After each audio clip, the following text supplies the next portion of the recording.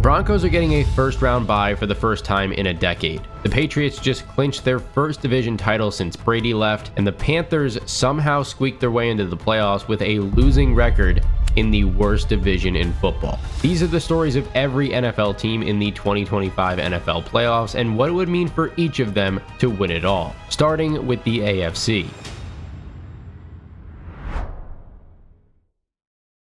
The Broncos clinched the AFC's top seed with a 19-3 win over the Chargers in Week 18. Los Angeles was resting their starters, so it wasn't exactly the most competitive game. But Denver got the job done and locked up a first-round bye for the first time since they won Super Bowl 50 at Levi's Stadium. Super Bowl 60 is in the same stadium, so there's some history there. This Broncos team is basically all about shutting opponents down with their defense and Bo Nix coming through in the fourth quarter. And no timeouts.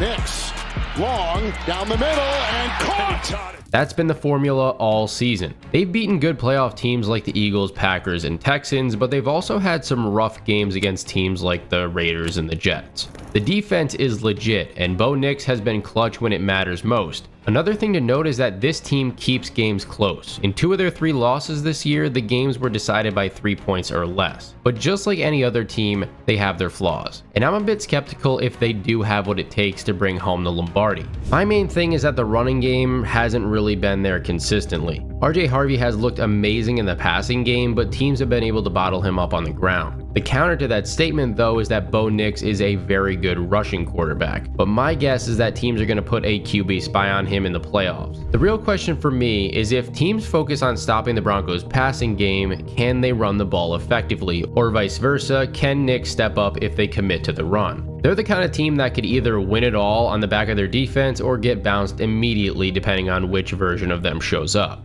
One thing they do have going for them is that Sean Payton has won a Super Bowl before, so he knows how to handle games in January. But this roster is young and the AFC has some real talent. Denver's passed most of their big tests so far, except losing to the Jaguars, so the question is, can they keep doing it when the pressure gets cranked up even more? If they do end up winning the Super Bowl, it will be their 4th in franchise history, and Bo Nix will be in the Denver history books with elite quarterbacks like Peyton Manning and John Elway.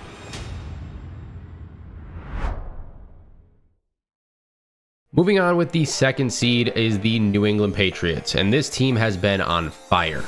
Back-to-back Stevenson runs, and a big call, and a big play. There goes Ramondre Stevenson. 2 plays into the game, and New England has it first and goal. They'll be at home for the wild card matchup against the Chargers, which is kind of cool because that's the same team Tom Brady beat in his final home playoff win with New England. Now Drake May gets his shot at grabbing his first career playoff win against that same opponent. You've probably heard people talking about New England's schedule and how they've had a pretty easy path to the playoffs, but at the end of the day, they're still one of the final teams standing. It doesn't really matter how you get there because anything can happen in January. Not to mention, Drake May has been an absolute menace to the point where he's right up there with Stafford to win MVP. He can make plays with his legs. May pumps right, looks left, may have to take off, and will for the first down, and he's inside the 10.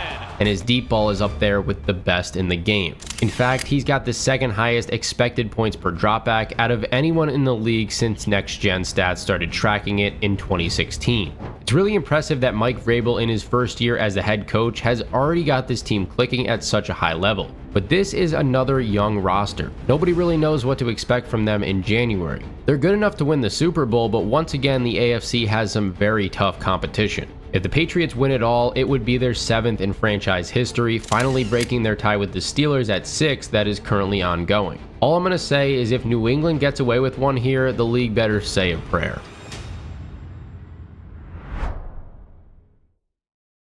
And kind of a sneaky team here with the 3-seeded Jaguars. This could be a really tough team to beat in the playoffs, which is honestly super weird to say. They clinched the AFC South in Week 18 with a dominant 41-7 beatdown of the Titans. which means they're hosting a playoff game at Everbank Stadium against the Bills. And keep in mind, Buffalo hasn't won a road playoff game in over 30 years. To be honest, I think this is going to be the most exciting game to watch in the wildcard round. It's also unfortunate that these teams have to face each other so early because I could have easily seen them meeting in the AFC Championship game. The Jaguars really turned things around after Week 10, and Trevor Lawrence seems to be getting better pretty much every week since then, which makes them one of the most dangerous teams in the playoffs. And the crazy part is, they still might be improving. Grabbing Jacoby Myers at the trade deadline has been huge for them. He's added another layer to this offense and really opened things up. Just imagine if Travis Hunter didn't hurt his knee in practice and had a second half breakout. And of course, I don't want to leave out Parker Washington stepping up in his absence.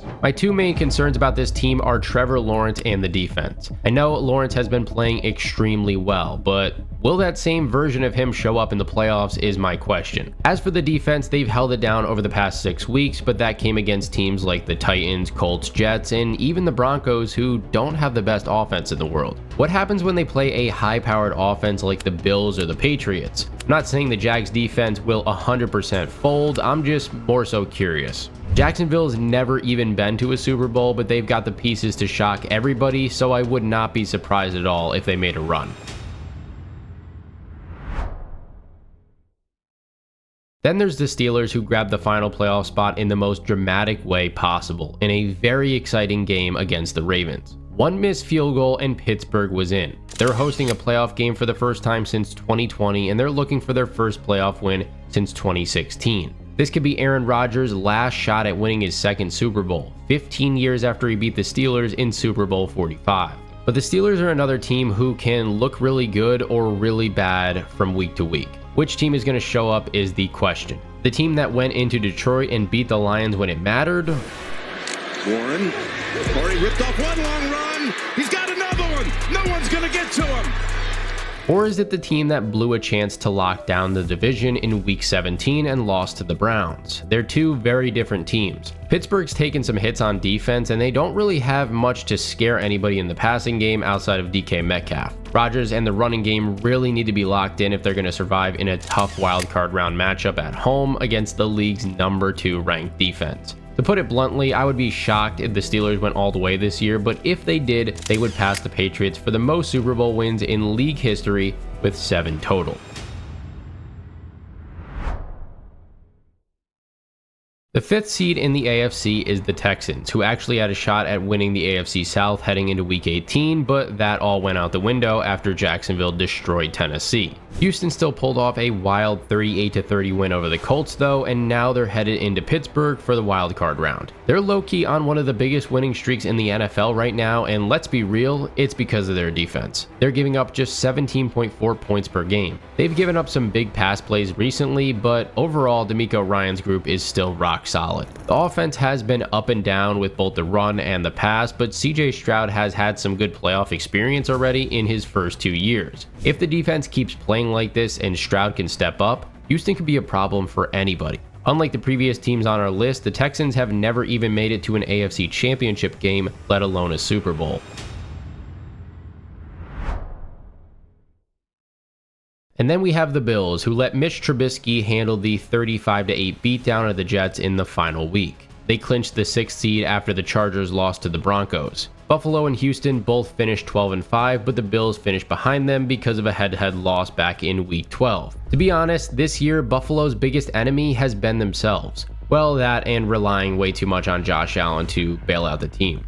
On one hand, this is one of the most experienced playoff teams in the AFC with a wide open path in front of them, but it also feels like one of the weakest Bills teams we've seen in a while, which is a pretty weird combination. The good news for Buffalo is that Josh Allen doesn't have to deal with Patrick Mahomes or Joe Burrow this year, so I think a big key in their playoff run is going to be if they can get James Cook going early on, which will in turn open up their passing game. And let me remind you, they don't have an alpha number 1 receiver for Josh to rely on. The Bills are another team that has never won a title despite being in 4 consecutive Super Bowls from 1991 to 1994. They're looking to change the narrative this year and finally break the curse.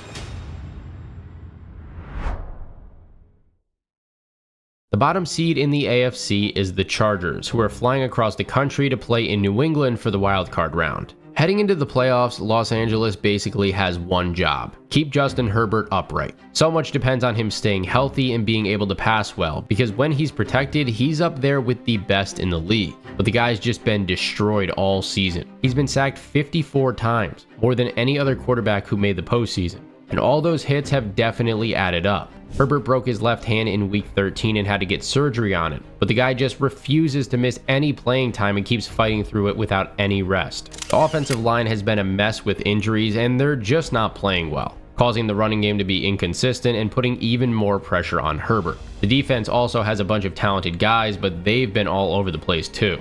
Jim Harbaugh's shot at going deep in these playoffs does not look good, and this feels like another year where things just aren't going to come together for them. Just like the Jags, Texans, and Bills, the Chargers have not yet won a Super Bowl, so this would be their first in franchise history if they defy the odds. Real quick guys, before we head to the NFC, if you're enjoying this video, do me a favor and hit that subscribe button because we are on the road to 50,000. Now let's take a look at the NFC, and the race wrapped up on January 3rd when the Seahawks beat the 49ers 13-3 to clinch the division and the number 1 seed. That means Seattle gets a bye in the first round while San Fran has to hit the road for the wildcard round and play the Eagles. This is the 4th time in franchise history the Seahawks have grabbed the top seed in the NFC. The last 3 times were 2005, 2013, and 2014. They made it to the Super Bowl every single time, so there's some serious history there. Their win over San Francisco showed exactly why Seattle's so dangerous, and it starts with their number 1 ranked defense. Kyle Shanahan's team hasn't been held to 3 points since his very first game back in 2017. Seattle's defense is great at stopping the run, and their secondary is so tough to crack. The offense is run heavy, and they're producing on the ground at the perfect time. The combination of Kenneth Walker's home run ability and bully style of running from Zach Charbonnet are killing teams. But the big question mark is Sam Darnold. Can he be efficient throwing downfield, or will he struggle with turnovers again? I'm going off the dynamic of what do we do in the playoffs. That's how we judge quarterbacks. That's how we judge if you're qualified or not. And I think we all know that his main guy is going to be Jackson Smith and Jigba. Can those two get rolling in the playoffs? People are seeing the Seahawks as a real threat, and they've got good reason to. They won't play again until the divisional round, so they've got some time to rest up and get ready. If they do win it all this year, it would be their 2nd Super Bowl title in franchise history, joining the Legion of Boom's legendary run in 2013. Last but not least, it would put all the Sam Darnold haters to sleep for good.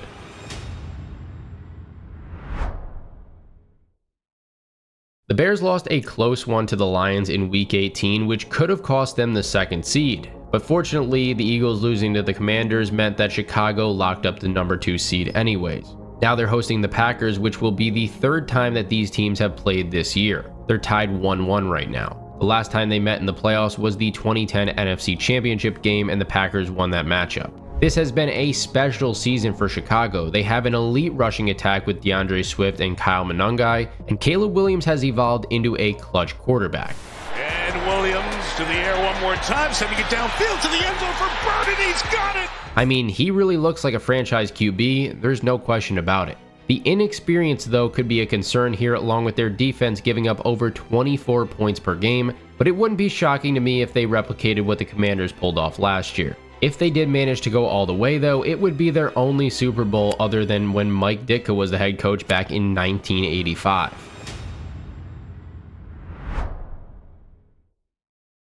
Alright, but what about the defending champs? Philly rested their starters in Week 18 and got beat by Washington 24-17. Kind of a dumb move in my opinion, and don't worry, I can talk shit about them because the Eagles are my team. I'd rather have them play the Packers over the 49ers any day, but instead, they're stuck at the 3 seed. Last year was their 2nd ring in 7 years after they finally got one in that 2017 season with Nick Foles at quarterback. Jalen Hurts took home the Super Bowl MVP last year, and now he's trying to get them back there yet again. But this season, the Eagles might be the most confusing team in the playoffs. Look at their Week 17 win over Buffalo. In the first half, they jumped out to a double-digit lead and held the Bills scoreless. In the second half, they went 3 and out on 4 out of their 5 possessions, and the offense completely stalled, almost costing them the game. Only reason they didn't lose is because Josh Allen missed a wide open Khalil Shakir on a 2-point conversion at the very end. Philly's had some rough moments this year, but they've still got what it takes to make a deep run. They can win in shootouts and they can win ugly defensive games. They really need to just focus on getting Saquon Barkley involved in the run game, and their defense has to actually show up. And you can hate on Jalen Hurts all you want because he does have some brutal games, but if he gets his second Super Bowl ring in 6 years, it's just all noise. The Panthers lost to the Bucs on Saturday, so they needed the Falcons to beat the Saints just to win the division, and somehow Atlanta pulled it off. That created a three-way tie at 8-9, and Carolina won the tiebreaker because they went 3-1 combined against Tampa and Atlanta. The Bucs went 2-2 and the Falcons went 1-3, so it's the first time the Panthers have won the division since 2015. They're hosting the Rams next, a team they already beat in Week 13. On this crucial fourth down, Young, McMillan, got it! Touchdown! So yeah, the Panthers made the playoffs with an 8-9 record in football's worst division, but hey, they'll take it. The fact that they are 10.5-point underdogs though at home is very concerning. I don't know if Bryce Young is going to have what it takes to beat an MVP caliber Matthew Stafford in his first playoff appearance. Carolina's also never won the Super Bowl. They got really close in 2003 when they lost to the Patriots 32-29 thanks to an Adam Vinatieri field goal with literally 4 seconds left. That one haunts the franchise to this day. Another close call was in 2015 when they lost 24-10 against Peyton Manning and the Broncos. But this season they've shown that they could step up and beat good teams when nobody expects them to, so I wouldn't fully count them out.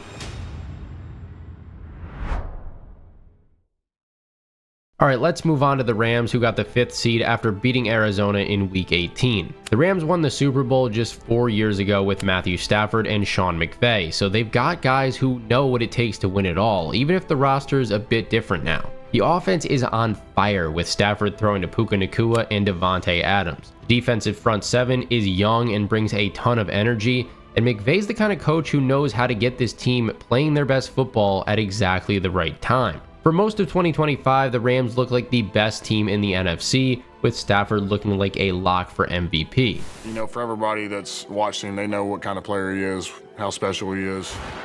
Play action, Stafford, complete. Parkinson, inside the 5, dives for the end zone, touchdown! But then they fell apart late in the season and lost some really close games to Carolina, Seattle, and Atlanta. So you just don't know if they're going to play like the Super Bowl favorites that they were a few weeks ago, or if they're going to let it slip through their fingertips when things get tough. It wouldn't surprise me at all if this #1 ranked offense took home the title and Stafford was questioning whether or not to go out on a high note. If they did win it all, it would be the Rams' 3rd Super Bowl in franchise history. We've got another pretty scary team next with the 49ers because they could have grabbed the #1 seed on Saturday if they beat the Seahawks. Instead, they lost and dropped all the way to the 6th spot. If they can somehow win 3 straight road games, they'd get to play in Super Bowl 60 at their home field, but it's not going to be easy. The 49ers have been destroyed by injuries all year, but still have had one of their best seasons. The offense should be good to go now that Brock Purdy and George Kittle are back and healthy, and then of course you have Christian McCaffrey putting this offense on his back. He's got it to add to the running yard total here. McCaffrey first down, sideline. McCaffrey's longest run of the year, all the way down to the 23-yard line. But the defense is a mess. Nick Bosa's out for the year, Fred Warner's out for now, and they can't keep guys on the field. San Francisco also hasn't won a Super Bowl since the 1994 season, although they've come so close lately when they lost in 2019 and again in 2023. Kyle Shanahan is an elite play caller, so I'm definitely not counting this team out. The big question is whether or not they've got enough left in the tank for a deep run.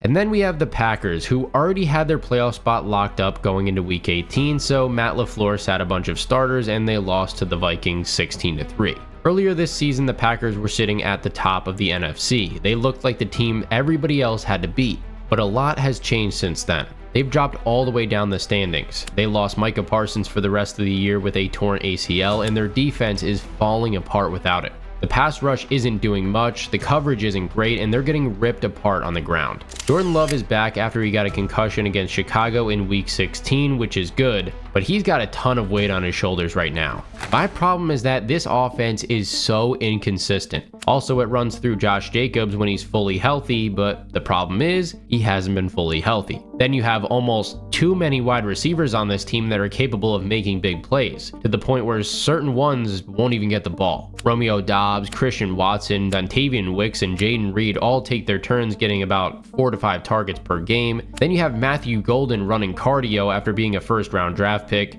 Just doesn't really make sense to me. The Packers have won 4 Super Bowls, the last one coming in the 2010 season when Aaron Rodgers beat the Steelers. They haven't been back since. They've come close a few times, but just couldn't finish the job. They're starting this playoff run on the road, and Matt LaFleur's playoff history isn't exactly inspiring. If the defense can somehow step up without Parsons, which is asking a lot, maybe they surprise people, but we'll see. Alright, that's it for what a Super Bowl would mean for every team that's made the playoffs, but I want to know what you guys think. Which of these teams do you see making the deepest run? Let me know in the comments down below, and if you enjoyed this breakdown, make sure to hit that subscribe button so I know to make more videos just like this.